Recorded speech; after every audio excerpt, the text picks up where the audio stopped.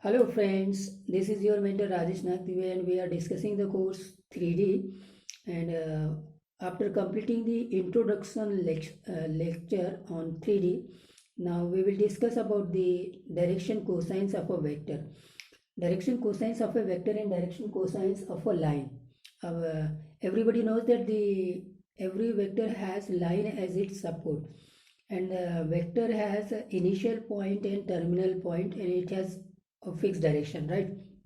Whereas we can extend the line in two direction, in both direction, correct? Right. So here uh, this is space, that is 3D, x-axis, y-axis and z-axis, and this is the vector, say vector p, right? Vector OP. Suppose this is represented by R and the coordinate of this point is x comma y comma z, then the vector R is given by xi plus yj plus zk. Okay, where I cap, j cap and k cap are unit vectors along x axis, y axis and z axis. We all know that. ठीक है, यहाँ तक तो कोई issue नहीं है. अब मैं बात कर रहा था डायरेक्शन कोसाइंस ऑफ वेक्टर्स. तो direction of cosines of vectors में आप क्या करेंगे कि ये जो वेक्टर ओपी है या वेक्टर आर, ये इस एक्स एक्सिस के साथ में अल्फा डिग्री का एंगल बना रहा है with the positive direction of x axis, और वाई एक्सिस के साथ में बीटा एंगल बना रहा है, ठीक है, और जेड एक्सिस के साथ में गामा एंगल बना रहा है. तो ये अल्फा, ये बीटा, गामा, इसको हम बोलते हैं direction angles of vector AP, which it makes with positive direction of x, y and z axis respectively. Correct है? ठीक है. अब इन डायरेक्शन एंगल्स का हम कोसाइंस लेते हैं. तो देयरफॉर ये जो कॉस अल्फा और ये कॉस बीटा और ये कॉस अल्फा, कॉस गामा, इनको हम direction cosines of vector OP बोलेंगे. और नॉर्मली इसको हम एल, इसको एम और इसको एन से रिप्रेजेंट करते हैं. तो ये आ गए dear students direction cosines of vector OP.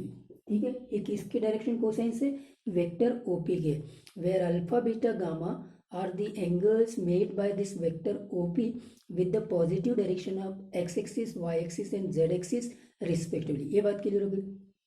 ठीक है. अब आप जैसे OP वेक्टर को डायरेक्शन दिया O से P की ओर, तो PO वेक्टर का जो डायरेक्शन होगा वो OP वेक्टर से डिफरेंट हो जाएगा, रिवर्स हो जाएगा, करेक्ट? तो अब डायरेक्शन कोसाइंस अगर मुझे निकालना है, direction cosines of PO vector के लिए अब क्या करना पड़ेगा, cos of pi minus alpha, क्योंकि अब ये जो pi minus alpha, alpha OP vector बना रहा है positive direction of x axis से, तो PO vector pi minus alpha angle बनाएगा. तो cos of pi minus alpha और ये cos of pi minus beta और ये cos of pi minus gamma, मतलब ये हो जाएगा minus cos alpha minus cos beta minus cos gamma, मतलब माइनस एल माइनस एम और माइनस एन. तो देखो ओपी वेक्टर के direction cosines L M N है, तो पीओ वेक्टर के direction cosines minus L minus M minus N है. मतलब उसको वेक्टर को हमने रिवर्स कर दिया, ओपी वेक्टर को रिवर्स कर दिया तो पीओ वेक्टर बन गया. तो ये minus L minus M minus N इसके डायरेक्शन कोसाइंस हो गए. तो क्योंकि लाइन में दोनों डायरेक्शंस होते हैं, अब जैसे मैंने बोला था कि एक वेक्टर के जो डायरेक्शन कोसाइंस है वो यूनिक होते हैं. नंबर 1 पॉइंट्स, तो एक और चीज को नोट करें, direction cosines of any vector are unique. एक ये पॉइंट हो गया, ठीक है. और दूसरा direction cosines of parallel vector are same, are proportional. ठीक है, अब इस पॉइंट्स को देखते हैं।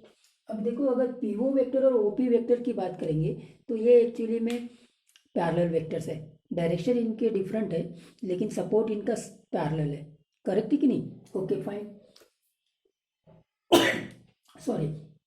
तो अब आप देखेंगे कि डायरेक्शन कोसाइंस इन दो वेक्टर्स के सिंपली माइनस साइन से डिफर कर रहे हैं, मतलब डायरेक्शन कोसाइंस इनके प्रोपोर्शनल है।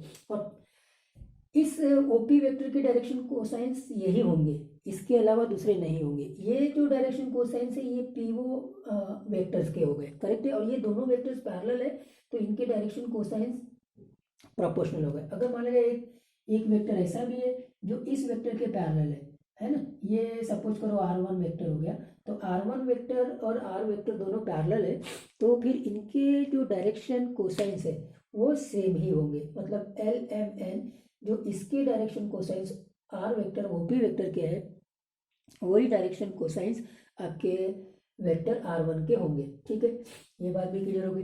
फाइन। तो अब आप देखेंगे कि जैसे लाइन में दो डायरेक्शन होते हैं, ये लाइन हो गया एक्स एक्सिस, वाई एक्सिस और जेड एक्सिस, और ये कोई लाइन है तो लाइन में ये डायरेक्शन भी है और ये डायरेक्शन भी है।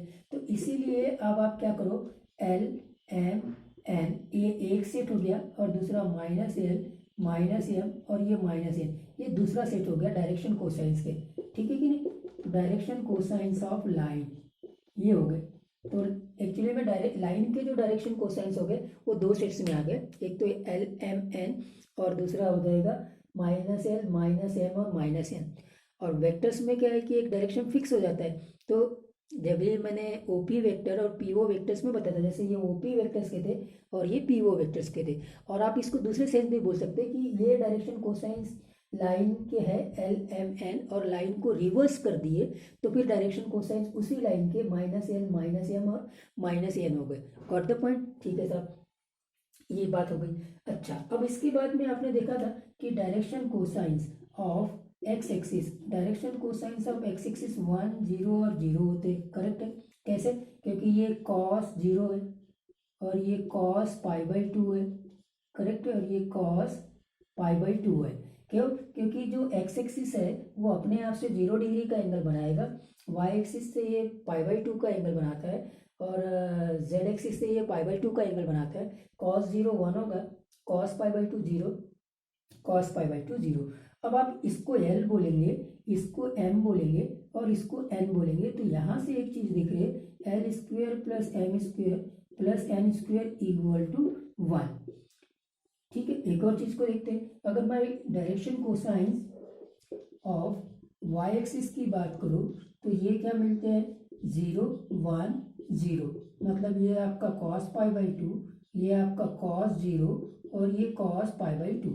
करेक्ट है? तो यहाँ पे भी L square plus M square plus N square की बात करूं तो 1 ही आएगा, है ना।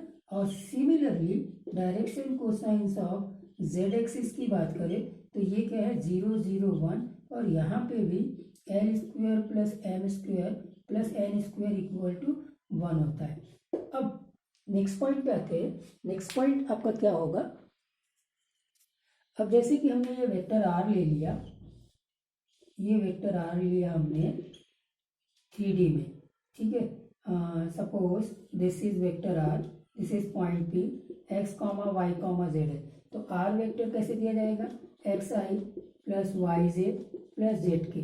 ठीक है, और आर कैप को देखो, आर कैप देखेंगे तो आर कैप क्या हो जाएगा, एक्स डिवाइडेड बाई मैग्नीट्यूड या square root of x square plus Y square plus Z square I plus Y upon square root of x square plus Y square plus Z square J plus Z upon square root of x square plus Y square plus Z square K. ये हो गया are cap. Correct है? अब चलो ध्यान रखना कि आप जब ये एंगल में बात किए थे, किसकी बात की थी हमने, इसकी, कि ये वेक्टर जो आर है जिसके कि ये एक्स एक्सिस के साथ में अल्फा डिग्री का एंगल बनाता है और यहाँ से हम इसके ऊपर परपेंडिकुलर डालते हैं तो ये पॉइंट हो गया ए। ठीक है, और ये 90 डिग्री हो गया। तो यहाँ कोसाइन कॉस ऑफ अल्फा जो आता है एडजेसेंट बाय हाइपोटेन्यूस आता है।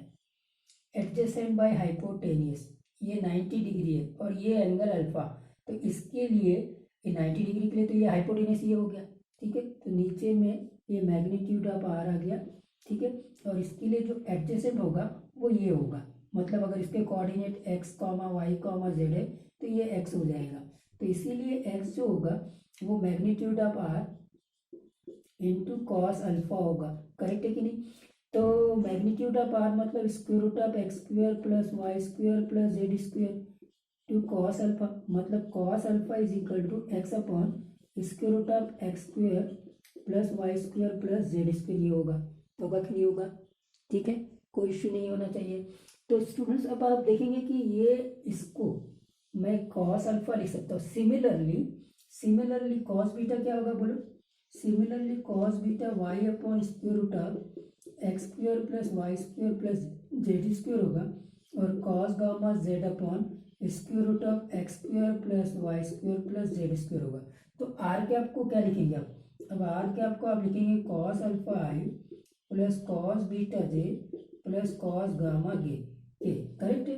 और अब आप देखेंगे कि अगर ये यूनिट वेक्टर है, तो यूनिट वेक्टर के ये स्केलर कंपोनेंट है ना, यूनिट वेक्टर के स्केलर कंपोनेंट। अब ये स्केलर कंपोनेंट वेक्टर के टर्म में आ गए, और अगर ये यूनिट वेक्टर है तो यही स्केलर कंपोनेंट एक्चुअली में डायरेक्शन कोसाइंस हो जाएंगे, है ना, ऑफ वेक्टर आर, करेक्ट है, डायरेक्शन कोसाइंस हो गए वेक्टर आर के, गॉट द पॉइंट। तो अगर किसी भी वेक्टर के डायरेक्शन कोसाइंस निकालना है तो उसके अलोंग में जो यूनिट वेक्टर है उसको निकाल लीजिए, और उस यूनिट वेक्टर के जो स्केलर कंपोनेंट होंगे वो आपके डायरेक्शन कोसाइंस होंगे, ठीक है। चलिए इसके ऊपर एक क्वेश्चन देखते हैं, तो वो क्वेश्चन क्या होगा कि find the direction cosines of the vector, find direction cosines of vector R equal to I plus J plus K, ठीक है। तो डायरेक्शन कोसाइंस लाने के लिए इसका आर कैप निकालना पड़ेगा, मतलब वेक्टर आर को इसके मैग्नीट्यूड से डिवाइड करना पड़ेगा, I plus J plus K upon square root of 1 that is 1/√3 I plus 1/√3 J plus 1/√3 K हो जाएगा, गॉट द पॉइंट। ये आर कैप हो गया, इसीलिए L equal to 1/√3, M equal to 1/√3 और N इक्वल टू 1/√3, ये क्वेश्चन हो गया, करेक्ट है। मतलब अगर किसी वेक्टर्स के आपको डायरेक्शन कोसाइंस निकालना है तो उस वेक्टर्स के अलोंग में यूनिट वेक्टर निकाल लीजिए, और वो यूनिट वेक्टर के जो स्केलर कंपोनेंट होंगे वो उसके एक्चुअली में डायरेक्शन कोसाइंस होंगे। चलिए अब कुछ क्वेश्चंस को देखते हैं। अब आपने ये देख लिया कि हाँ जी, क्या देखा आपने कि जैसे मैंने प्रूव कर दिया, एक क्वेश्चन आता है, prove that L square plus M square plus N square equal to 1। तो मैंने इसके अभी आपको प्रैक्टिकली जब एक्स एक्सिस और वाई एक्सिस और जेड एक्सिस के डायरेक्शन कोसाइंस है उसके बेस पे बता दिया, तो हम इसको दूसरे तरीके से कैसे प्रूव करेंगे, लेट आर ये where L M N are direction cosines of any vector, ठीक है सर। तो let R is a vector given by X I plus Y J plus Z K, ठीक है। आगे क्या बात समझ में, ठीक है। अगर अब आर कैप को देखेंगे तो आर कैप क्या होता है, एक्चुअली में ये हो जाता है X upon square root of x square plus Y square plus Z square I plus Y upon square root of x square plus Y square plus Z square J plus Z upon square root of x square plus Y square plus Z square K, correct है कि नहीं। तो इसका मतलब ये जो होगा वो आपका एल होगा, एम होगा, एन होगा। तो अब देखते हैं L square plus M square plus N square कितना आता है, तो आप ये एक्स स्क्वायर करेंगे प्लस वाई स्क्वायर करेंगे प्लस जेड स्क्वायर करेंगे, है एल स्क्वायर करेंगे तो एक्स स्क्वायर हो जाएगा, नीचे में क्या आ जाएगा, एक्स स्क्वायर आ जाएगा, वाई स्क्वायर आ जाएगा, जेड स्क्वायर आ जाएगा, दैट इज इक्वल टू 1। इसका स्क्वायर करेंगे तो ये एक्स स्क्वायर हो जाएगा, स्क्वायर रूट हट जाएगा, यहाँ पे भी वाई स्क्वायर स्क्वायर रूट हट जाएगा, डिनोमिनेटर में सेम रहेगा X square plus Y square plus Z square, तो फिर न्यूमरेटर को ऐड कर देंगे तो X square plus Y square plus Z square that is equal to 1। तो ये इसका प्रूफ हो गया, ठीक है, ये एक प्रूफ हो गया। चलिए दूसरे तरीके से भी हम बात करते हैं कि कि अगर अल्फा बीटा गामा, ठीक है, तो दूसरे तरीके से, ठीक है, प्रूव, सेकेंड और prove that L square plus M square plus N square equal to 1 where L M N are direction cosines of a vector having alpha beta gamma as its direction angles। ठीक है साहब, direction angles है, ठीक है। तो इसका मतलब ये हो गया कि L equal to cos alpha हो गया और M equal to cos beta हो गया और N इक्वल टू आपका कॉस गामा हो गया, ठीक है। और वेक्टर जो R हो गया ना, वो एक्चुअली में R वेक्टर ये हो गया X I plus Y J plus Z K, correct है। और आर क्या होगा, वो एक्चुअली में एक्स बाई आर जो magnitude of R I plus Y by magnitude of R J plus Z by magnitude of R K. और हमको ये मालूम था कि cos alpha equal to X by magnitude of are, मतलब ये जो X by magnitude of R है वो कॉस अल्फा है। सिमिलरली कॉस बीटा जो है वो Y by magnitude of R है और कॉस गामा जो है वो Z by magnitude of R है, करेक्ट है। तो एक्चुअली में आर कैप जो हो गया वो कॉस अल्फा आई प्लस कॉस बीटा जे प्लस कॉस गामा के हो गया, करेक्ट है। फाइन, अब यहाँ पे मैग्नीट्यूड इसका 1 होगा, इसका मैग्नीट्यूड 1 होगा। मैग्नीट्यूड लेंगे तो इसका मतलब square root of cos square alpha plus cos square beta plus cos square gamma, ये 1 होगा कि नहीं होगा। और फाइनली यहाँ से मुझे क्या मिल गया, ये मिल गया cos square alpha plus cos square beta plus cos square gamma is equal to 1, that is L square plus M square plus N square equal to 1, ठीक है। तो डियर स्टूडेंट्स, इसके ऊपर मैं आपको अब 3 क्वेश्चंस कराता हूँ। अब ये तीनों क्वेश्चंस को आपको करना है। नंबर 1 क्वेश्चन, आप वीडियो को पॉज करके इसको नोट कर लेना। First question, if alpha beta gamma are direction angles of a vector R, then find the value of sin square alpha plus sin square beta plus sin square gamma, ठीक है साहब। Alpha beta gamma we know that, solution करते we क्या know that, cos square alpha plus cos square beta plus cos square gamma equal to 1, L square plus M square plus N square equal to 1। अब मुझे sine square की value निकालनी, तो trigonometric काम आ जाएगा 1 minus sine square, 1 minus sine square beta, 1 minus sine square gamma equal to 1। तो 3 minus sine square alpha plus sine square beta plus sine square gamma equal to 1। इसको इधर, तो finally sine square alpha plus sine square beta plus sine square gamma equal to 2 आ गया, ठीक है। Very simple. चलिए अब दूसरा क्वेश्चन लगाते हैं। If alpha beta direction angles of a vector R, then find the value of, मैं दूसरा क्वेश्चन पे आ गया, cos 2 alpha plus cos 2 beta plus cos 2 gamma, ठीक है साहब। इसकी बात करते हैं। तो अब यहाँ पे थोड़ा चेंज आएगा कि हम ये जानते हैं कि L square plus M square plus N square equal to 1 होता है। अब कॉस स्क्वायर अल्फा का जो फार्मूला होगा वो होगा 2, क्या फार्मूला होता है कॉस 2 अल्फा का, ठीक है। कॉस 2 थीटा का क्या फार्मूला होता है, 2 cos square theta minus 1, isn't it, correct है। तो यहाँ से आप इस चीज़ को निकाल सकते हैं कि 1 plus cos 2 theta divided by 2 equal to cos square theta, ये फार्मूला आप लगा सकते हैं। Got the point. तो यहाँ कॉस स्क्वायर अल्फा को आप लिखेंगे 1 plus cos 2 alpha divided by 2, ठीक है।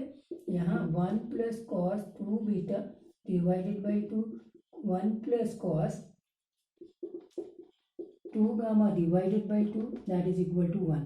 तो देखो cos 2 alpha plus cos 2 beta plus cos 2 gamma equal to, ये तो इधर आ जाएगा 2 और ये 1 प्लस 1 प्लस 1 3, मतलब -3, दैट इज इक्वल टू -1, ये आंसर आ जाएगा, ठीक है। ये हो गया सेकंड क्वेश्चन। वीडियो को पॉज करके आप इसको नोट कर सकते हैं, ठीक है। अब आते हैं तीसरा क्वेश्चन के ऊपर। तीसरा question, if 1/2, 1/3 and n are direction cosines of any vector, then find n। ठीक है साहब, फाइंड n करते तो एक्चुअली में क्या हो जाएगा, L square plus M square plus N square equal to 1 हो गया, मतलब 1/4 1/9 plus N square equal to 1, N square equal to, ठीक है। तो ये हो जाएगा 36 माइनस 9 माइनस 4, तो ये यहाँ से कितना हो जाएगा 36 माइनस 11/36, करेक्ट है क्या। तो ये हो जाएगा 25/36, ये हो गया एन स्क्वेयर, तो N equal to plus minus, हाँ देखिए बराबर है ये कैलकुलेशन, 36 ये हो जाएगा 9 और ये हो जाएगा -4, ठीक है साहब, ओके कोई इशू नहीं है। तो ये हो गया 36 में से 11 गया तो 25/36 मतलब plus minus 5/6 if I am not wrong the calculation. एक बार कैलकुलेशन चेक कर लो, 1/4 1/9, 9 square equal to 1 and 1 minus 4, ठीक है 9, 36 माइनस 9 एंड देन -4, करेक्ट है, ओके 9, अच्छा यहाँ आएगा 13, 13 आएगा तो यहाँ पे आ जाएगा 23 होने से ये बन जाएगा √23, ठीक है 23 रूट में आएगा plus minus 6, okay fine, now it's okay. Okay अब नेक्स्ट क्वेश्चन पे आते हैं, लाइंस के बारे में मैं बात कर रहा हूँ। Find the direction cosines of A line, अब ये लाइन की बात आ गई, which is equally inclined with the coordinate axis, ठीक है। अब कोऑर्डिनेट एक्सिस के साथ में इक्वली इंक्लाइंड है, इसका मतलब alpha equal to beta equal to gamma है। तो यहाँ पे क्या हो गया, alpha equal to beta equal to gamma, so that is cos alpha equal to cos beta equal to cos gamma, that is L equal to M equal to N, but L square plus M square plus N square equal to 1, तो 3L square equal to 1, L square equal to 1/3, L equal to plus minus 1/√3। तो dear students L equal to M equal to N equal to plus minus 1/√3, तो दो sets ऐसे ही दिख रहे हैं, अभी मैंने आपको पहले बताया 1/√3 1/√3 और 1/√3 एक हो गया, -1/√3 -1/√3 और -1/√3। तो कैसे मैंने बोला 1/√3 1/√3 डायरेक्शन कोसाइंस ऑफ लाइन, और उस लाइन को रिवर्स कर दो तो फिर वही लाइन के डायरेक्शन कोसाइन